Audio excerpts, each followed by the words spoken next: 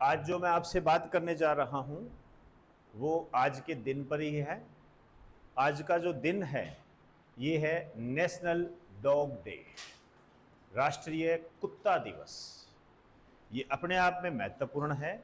ये महत्वपूर्ण इस मामले में है क्योंकि आप जानते हो कि सुप्रीम कोर्ट ने अभी एक आदेश दिया है कि जो स्ट्रीट डॉग होते हैं, आवारा कुत्ते जो होते हैं, जो गलियों में घूमते हैं, उनको आप टीकाकरण और बंध्यकरण के माध्यम से सड़कों पर छोड़ सकते हो।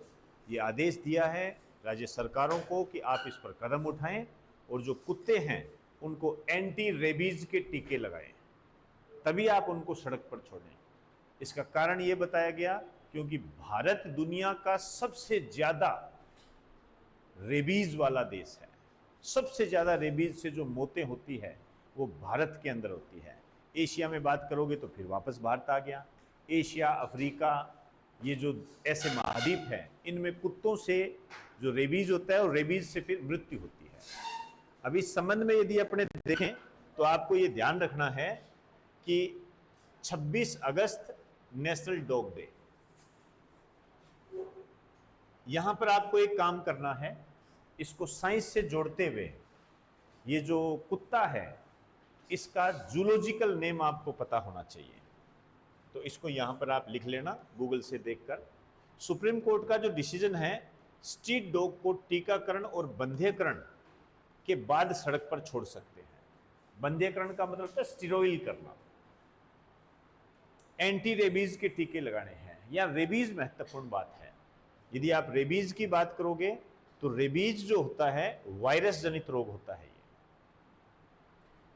इसके जो वायरस का नाम है रेब्डो वायरस होता है। इससे जो अंग प्रभावित होता है ब्रेन।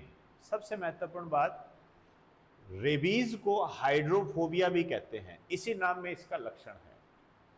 मतलब हाइड्रो मतलब पानी, फोबिया मतलब डर, मतलब इस रोग में रोगी को पानी से डर लगता है।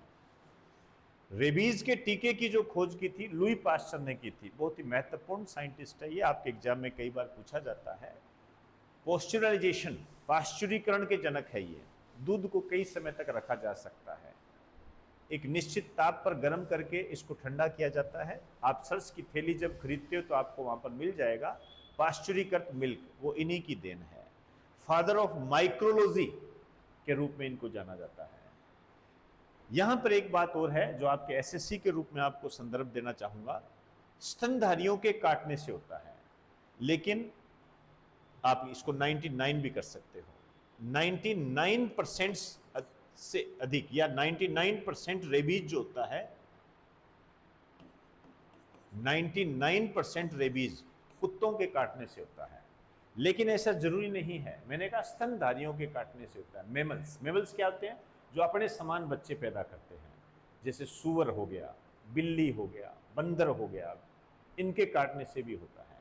एक बार एसएससी में एक क्वेश्चन पूछ लिया गया था कि रेबीज किस जंतु के काटने से नहीं होता है, तो उसमें ऑप्शन था बिल्ली, बंदर, गधा, चमगादड़।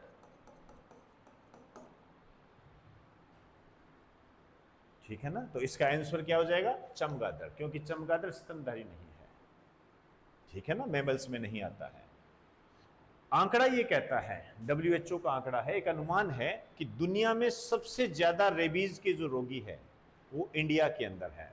डरावना आंकड़ा है एक, 58 मौतें रेबीज से होती है पर डे, जिसमें 50% से ज्यादा जो है 15 वर्ष से कम आयु के बच्चे हैं, क्योंकि बच्चे गलियों में खेलते हैं और उनको कुत्ते काट जाते हैं। जनरल हम ऐसी ही घटना ज्यादा सुनते हैं, मैक्सिमम बच्चों को ही काटा जाता है। ये बोलचाल में आप समझ सकते हो इसको।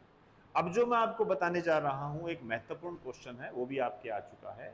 भारत का पहला रेबीज मुक्त राज्य, तो भारत का पहला रेबीज मुक्त राज्य जो है ये है गोवा। गोवा स्टैटिक जीके के पोर्शन में ध्यान रखो, गोवा की जो राजधानी है ये है पणजी,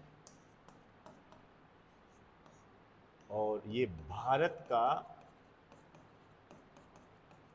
सबसे छोटा राज्य है। लेकिन ध्यान रखें, भारत का सबसे छोटा राज्य जो है ये एरिया की दृष्टि से है, क्षेत्रफल की दृष्टि से है। जनसंख्या की दृष्टि से यदि आप बात करोगे तो वो सिक्किम होता है। गोवा के संबंध में आप ध्यान रखें। वर्तमान संबंध में गोवा के जो सीएम है इसका नाम आप मुझे बताओगे, ध्यान रखें, और इसको यहां पर लिखना है, सीएम के बारे में ये क्लियर हो गया। ठीक, चलिए जी, इसके आगे की बात कल करेंगे।